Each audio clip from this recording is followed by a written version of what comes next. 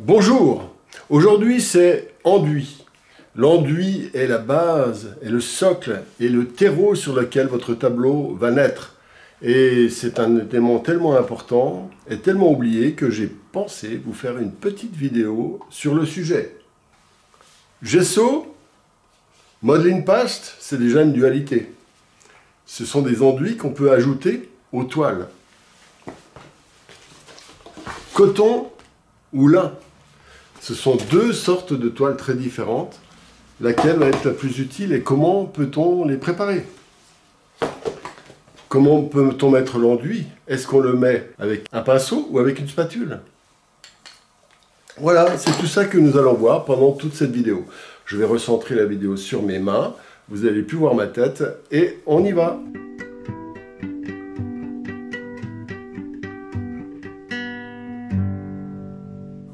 Mais je vais commencer par les toiles. Et donc, il y a le coton, les toiles en coton, et il y a les toiles en lin. Alors, les toiles en lin sont de meilleure qualité, hein, elles sont bien meilleures, elles sont plus solides, elles résistent mieux que le coton. Le coton est quand même plus mou, il peut facilement s'étirer, etc. Et c'est, moi je trouve, un petit peu plus artificiel. Mais ça peut être très utile pour des exercices ou des toiles un petit peu plus simples. Alors, pourquoi ça va être plus facile? Eh bien, tout simplement parce que nous avons des enduits qui vont aller dessus. Alors, il faut savoir que les toiles, avant toute chose, sont recouvertes de 2, 3 ou 4 couches d'enduit universel. Ça dépend. Alors, chaque marque a ses astuces personnelles donc, qui vont permettre de préparer la toile. Alors, il faut savoir que le coton est beaucoup plus poreux et va absorber la peinture beaucoup plus facilement, ce qui peut être un inconvénient ou un avantage dans certains cas. Alors, d'où l'intérêt aussi. Pourquoi mettons-nous des enduits? Et avec quoi? Donc, j'en ai parlé, spatule et pinceau. Eh bien, en mettant des enduits, vous pouvez travailler votre fond de telle sorte qu'il soit adapté à vos propres besoins personnels. C'est-à-dire que vous avez des fois besoin de toiles lisses, parfois de toiles extrêmement préparées, avec des empattements, des traits, des traces, etc. Il y a beaucoup de moyens de mettre l'enduit. Et donc, voilà, c'est extrêmement important de préparer ces toiles. Je fais parfois des démonstrations sans préparation pour que vous ayez une vision assez, on va dire, basique au départ, au niveau du matériel. Mais attention, je pense que la norme serait que vous prépariez vos toiles en fonction de vos besoins. Alors, qu'est-ce que nous avons là? Nous avons, alors, les toiles très rapidement, bon, vite fait, je vous mets... il y a des tondeurs à l'extérieur, alors à l'intérieur, donc on peut les mettre ou comme ça, ou comme ça.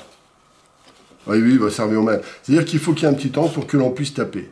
Alors, ces crochets sont très importants parce qu'ils permettent de retendre un petit peu. Mais si la toile est trop démontée, c'est-à-dire des fois il y a franchement des bosses, des traits, vous savez, ici il y a parfois quand on a peint, la toile se relâche un petit peu, et donc il peut y avoir des fois ici des tensions qui se voient et qui sont gênantes. Alors dans ce cas-là, si on utilise ça pour retendre un peu, en tapant un peu, ça va écarter un peu ici et donc retendre la toile globalement.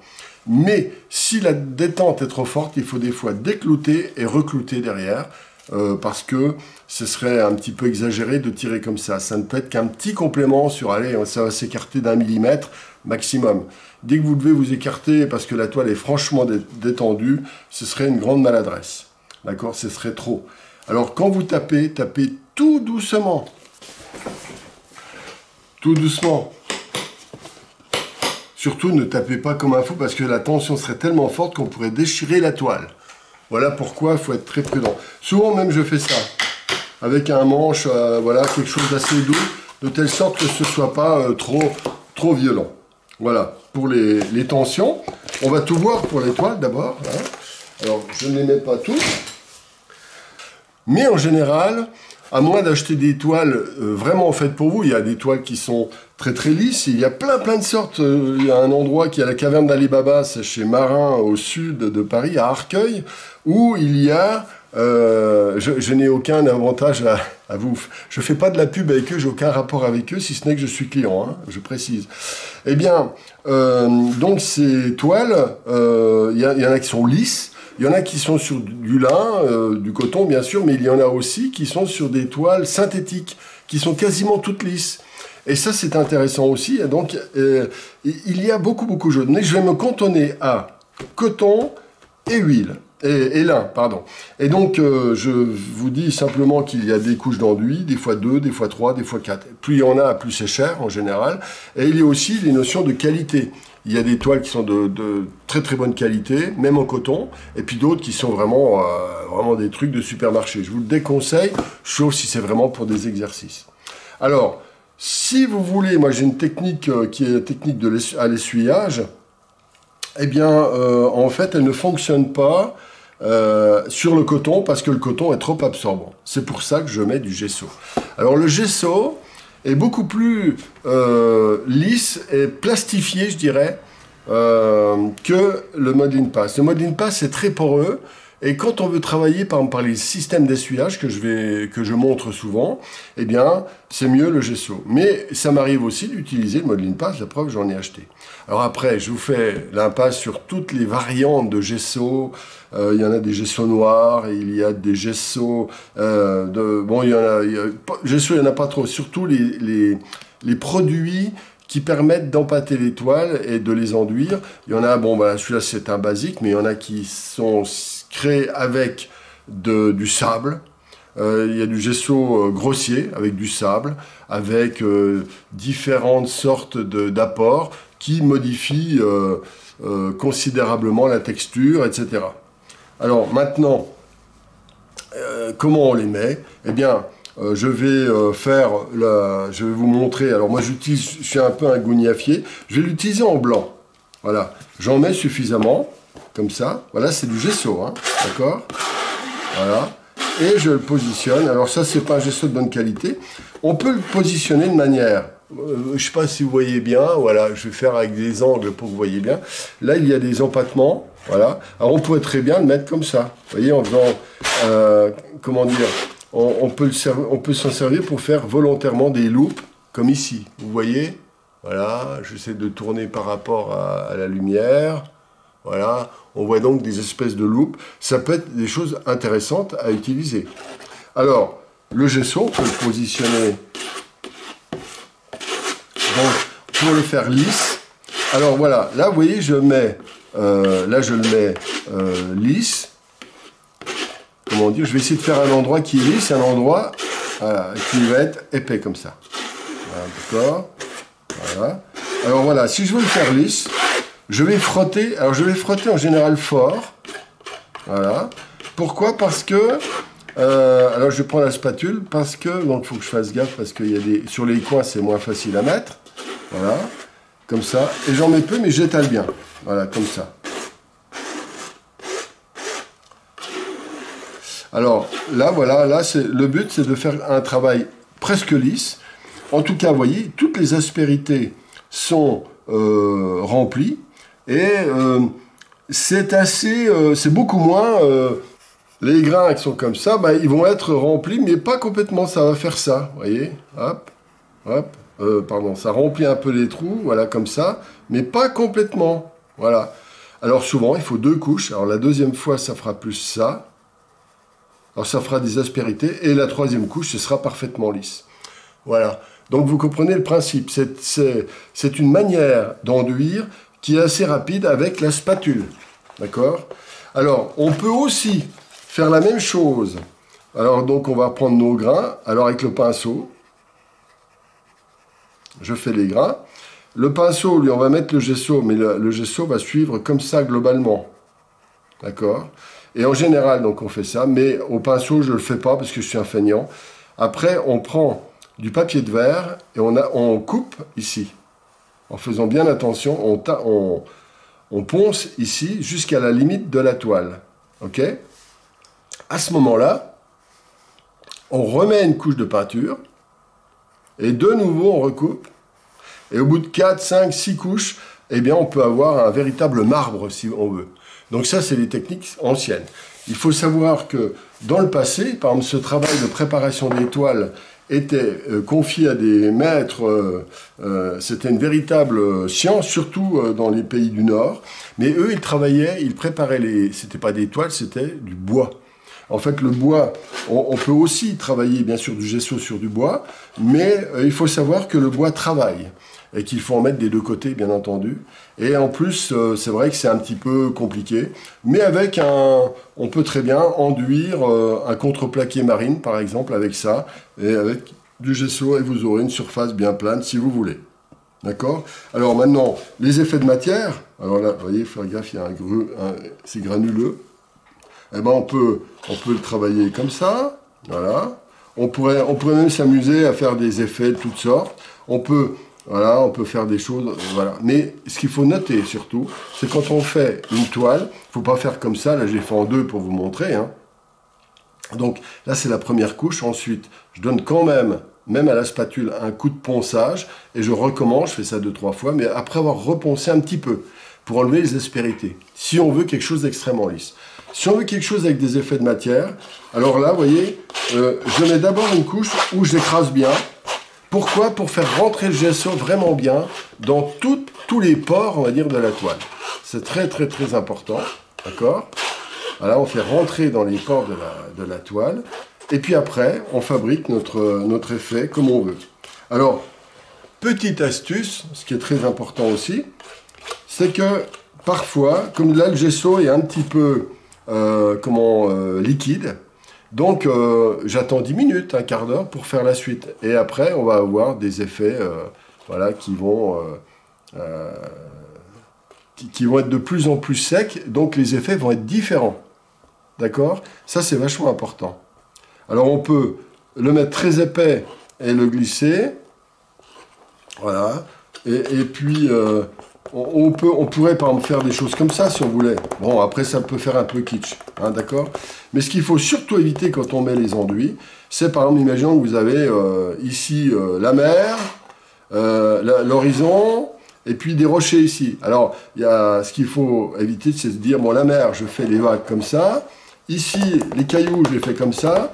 Puis les rochers, je les fais avec des gros empattements comme ça, par exemple. Voilà. C'est-à-dire que ça, c'est une technique d'enduit qui est un petit peu enfantine, qui existe d'ailleurs dans des modèles enfantins. Voilà, il faut vraiment éviter ça.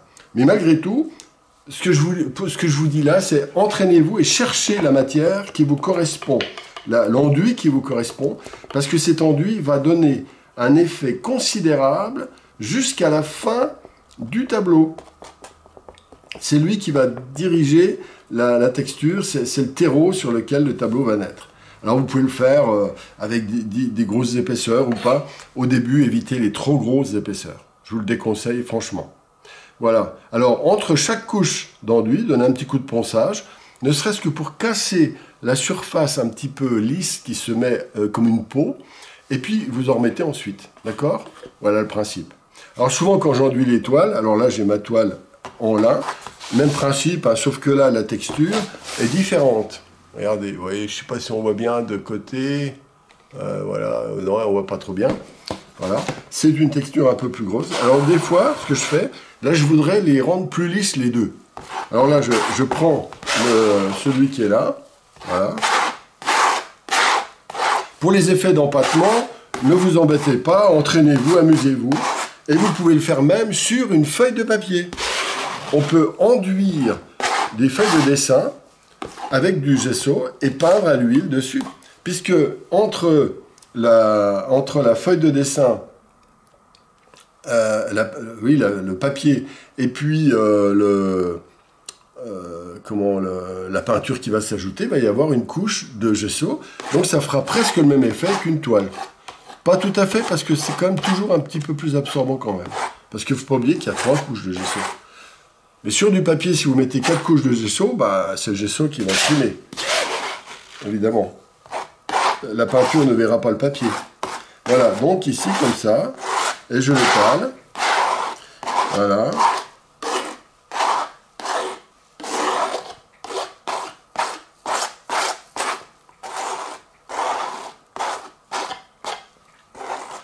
Alors souvent, je laisse un petit peu de temps parce qu'il va y avoir un petit moment de séchage, là c'est un peu trop liquide.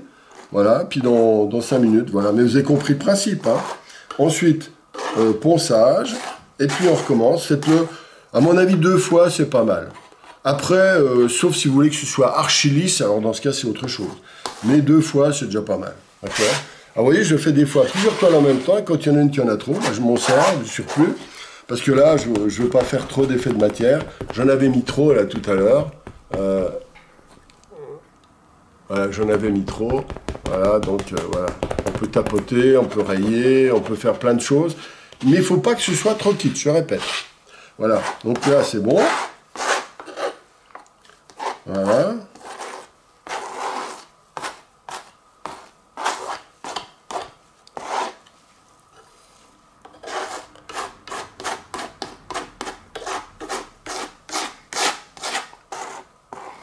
Alors, au pinceau, c'est pas mal, mais ça prend du temps, hein, parce qu'évidemment, des fois, il y a... Bon, je ne vais pas vous le faire, parce que vous avez compris, hein, prenez du gesso et un peu d'eau. Et moi, ce que je fais, parfois, quand le gesso n'est pas assez liquide, j'utilise ça, c'est-à-dire un vaporisateur. Voilà. Hop, et j'augmente doucement. Je préfère faire comme ça, et rajouter un petit peu en 2, 3, 4 séances, 2, 3, 4 petites, comment dire, vaporisations, pour ajouter un peu d'eau, plutôt que de mettre de l'eau directement dans le gesso. Voilà, ça se discute, mais bon, c'est pas mal. Voilà, et bien, pour le gesso, alors, il y a d'autres choses aussi, c'est que, alors là, comme c'est pas sec, je vais le faire, je vais vous montrer, on peut aussi, ça c'est un point important, la préparation de la toile, alors je vais enlever celle-là, je vais la laisser un peu sécher. Moi, je vais garder celle-ci. Alors, on peut faire aussi une chose, c'est d'utiliser de la peinture acrylique. C'est pour ça que j'ai mis la palette à côté. Alors là, j'utilise du blanc acrylique, du bleu acrylique, et là, un noir de bougie, parce que des fois, j'utilise du gris. Alors, pourquoi faire ça? C'est un peu comme pour le pastel. Vous pouvez gagner du temps en faisant comme ça. Mais ça dépend de la technique que vous choisirez. Mais je vous montre quand même le principe. Alors, quand vous pouvez soit préparer votre gesso sur la palette comme ça, avec un peu de gris, voilà, par exemple, ou éventuellement un peu de bleu, ou les deux en même temps. Voilà, vous en mettez... Alors, je vous explique le principe, voilà, tout simplement, vous faites un bon mixage, voilà. Mais là, c'est comme le pastel, le gesso sur la toile n'est pas sec, ça ne posera pas de problème, ça va se mélanger. Alors, vous voyez, regardez. Bon, c'est ça. Vous voyez, regardez, j'ai fait ça aussi pour vous montrer. Vous voyez les grains? Voilà, ils apparaissent comme ça. Donc, on remplit les trous, on voit bien, puis les petites bosses restent blanches, d'accord? Voilà, alors, on peut faire comme ça, pour préparer toute sa toile. Voilà. En général, il faut laisser sécher une journée avant de peindre. Mais ça m'arrive souvent de le faire par le matin pour l'après-midi. Hein, voilà. Alors, on peut faire aussi l'enduit régulier, c'est-à-dire, voilà, vous prenez vraiment, vous faites votre mélange, vous voyez, regardez, comme ça, vous le faites parfaitement uni, par exemple comme ici. Ou alors, des fois, et moi ça m'arrive souvent de faire ça, je laisse avec des effets. Alors là, il faut chercher un effet de matière sympa. Voilà, comme ça, par exemple. Voilà. Avec des... Alors, le principe, je vous déconseille de choisir des couleurs trop vives, trop foncées, trop d'effets de matière, trop lisses, tout ce qui est trop, faut éliminer parce qu'à mon avis, ça peut vous gêner. Alors des fois, je rajoute, je fais avec du bleu. Alors vous voyez, regardez, j'ai mis du bleu. Bon, pas trop, mais ça va se mélanger. Alors là, c'est fort. Alors, je vais faire un autre coin. Vous allez comprendre. Hein. Évidemment, on fait ou tout ça, ou tout ça, ou tout ça. Hein. Et là, je vais mélanger tout, vous voyez, regardez. Pourquoi j'ai fait exprès? Parce que le bleu, c'est souvent une couleur intéressante à mettre. Voilà. Et je vais en mettre sur toute la surface. Voilà. Et ça fait comme au pastel. Il y aura une petite couche de de valeur qui va casser le blanc, qui empêche de bien lire le tableau. Quand tout est trop blanc, c'est ce qu'on appelle, ça crée des contrastes simultanés, et on n'arrive pas à voir vraiment bien ce qu'on est en train de faire. Parce que si vous mettez une couleur, mettons du gris, du vert, puis qu'il reste du blanc entre, vous n'arrivez pas à lire les couleurs. Et le fait d'avoir une petite grisaille, ça crée un petit tampon qui permet de mieux équilibrer les couleurs. Voilà. Donc ça, vous avez compris. Voilà. Et là, on voit mieux avec la couleur. Hein. Voilà. Mais parfois, par exemple, alors ça va très très bien pour les techniques à l'empattement. Voilà. Mais simplement, 0 égale blanc, 10 égale noir, le simple fait de faire un ton, comment dire, un degré de valeur, même faible comme c'est là, par exemple, ça, ce serait, si blanc égale 0, ça, ce serait valeur 2, 3. Mais ça suffit amplement pour préparer le schmilblick. Voilà.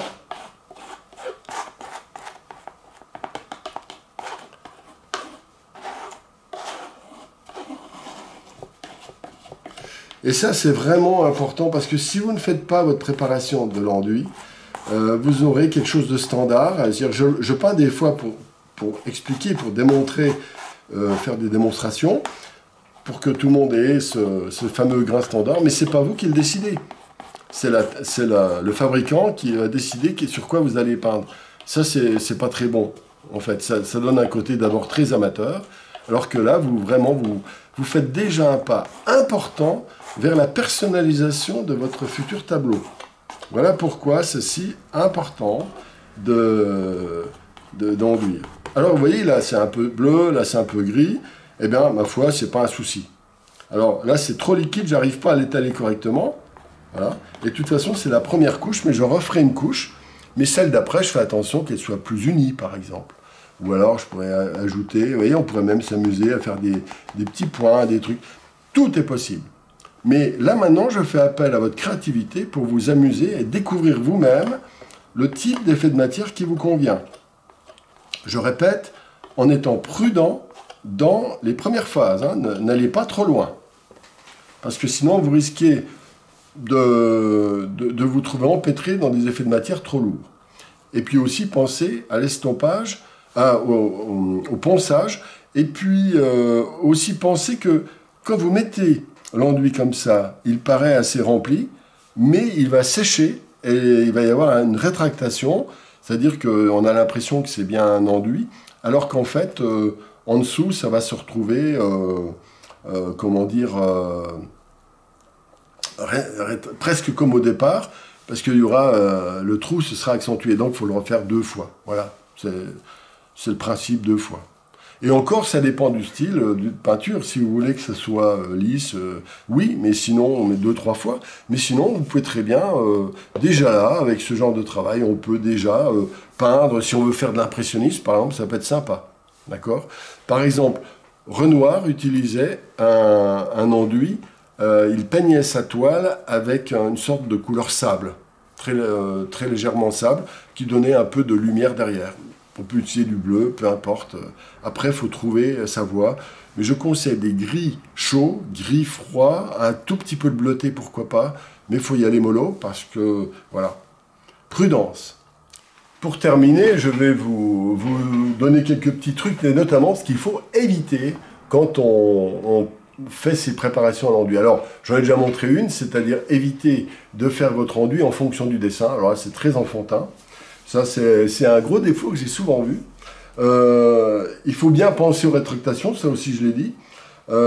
Par exemple, il faut faire gaffe aussi, si vous faites un sujet, par exemple, qui peut être enlevé avec de la matière, et puis à un endroit, vous voulez mettre un portrait ou un élément très minutieux. Alors là, faites gaffe de ne pas mettre la grosse boule de gesso qui va faire que l'œil va être mis sur un truc de 2 mm d'épaisseur. Voilà, tout bêtement. Mais ça, c'est un truc, il faut y penser.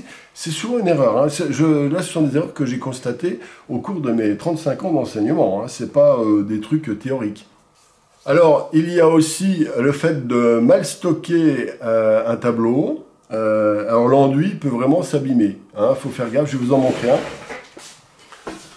Alors, vous voyez, là, l'enduit est parti. L'enduit est parti, tout simplement, parce que à l'arrière, j'ai subi un dégât des eaux, il y a eu beaucoup d'eau, et il y a eu de l'humidité, et je ne l'ai pas enlevé suffisamment vite.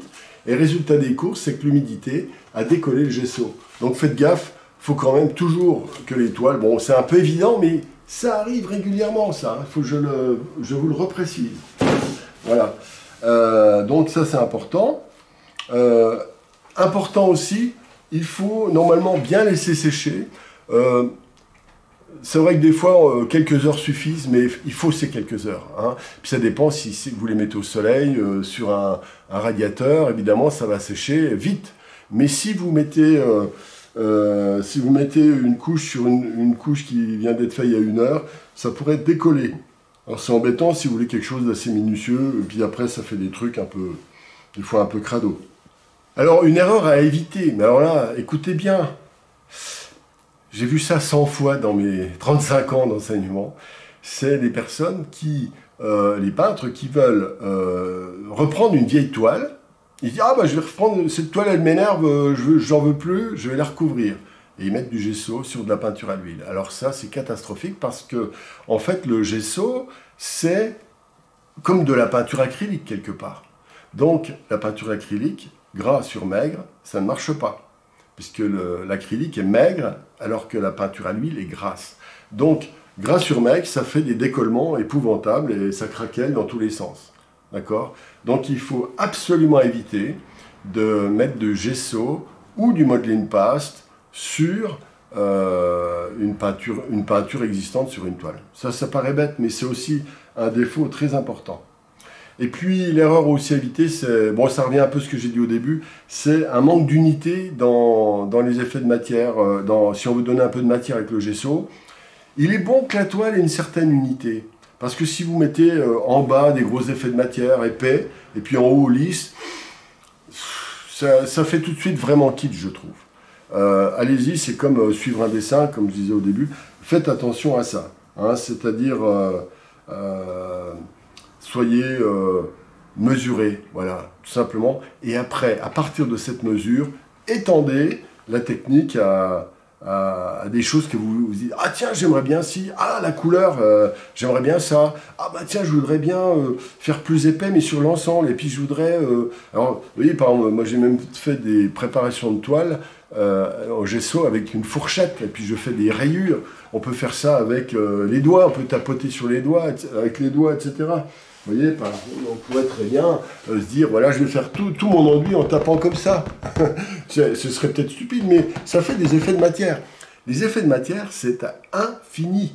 C'est pour ça que c'est une zone de créativité très importante. Je vous incite vraiment à bidouiller, à rechercher, parce que il se trouve un réservoir de créativité considérable dans les effets de matière qui vont influencer considérablement aussi les couches du dessus. Voilà.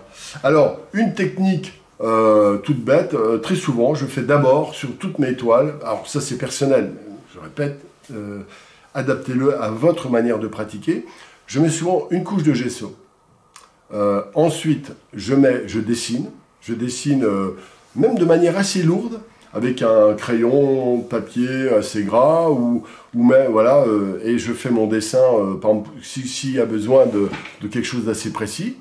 Et ensuite, dessus, je remets du gesso. Ce qui fait que le dessin va être, qui est trop fort en dessin, va être recouvert d'une nouvelle couche de gesso qui va le diminuer des 3/4. Ce qui fait que ça devient raisonnable, mais on sait où ça se trouve, mais ce ne sera pas envahissant. Voilà, c'est une petite technique toute bête. Il ne faut pas que j'en dise de trop. Là, j'en ai dit assez pour que vous soyez relativement autonome. Voilà. Je n'ai pas parlé de l'enduit sur le bois, ça j'en parlerai à part, sur le papier un petit peu. Mais après, même tout ça, parce qu'après, il y a beaucoup, c'est comme la cuisine, on ne peut pas tout voir d'un coup. Mais ça, c'est la partie recentrée des enduits sur des toiles. Voilà, je suis parti là-dessus. J'ai pas parlé j'ai pas utilisé le modeling paste, mais le modeling paste, c'est un petit peu les mêmes effets. Mais il est plus transparent. Il est plus transparent, et, si vous voulez, que le gesso, et un petit peu plus poreux. Alors ça peut correspondre, c'est la même manière de le mettre, hein, exactement pareil, sauf que il correspondra, comme il sera un tout petit peu plus poreux, il va donner des effets d'absorption de la peinture qui peuvent être plus adaptés à ce que vous voulez faire. Donc, il faudra faire des essais. Voilà, débrouillez-vous, je disais. À bientôt, et puis levez le petit pouce bleu, n'est-ce pas? Puis regardez en dessous, il y a des liens. À bientôt.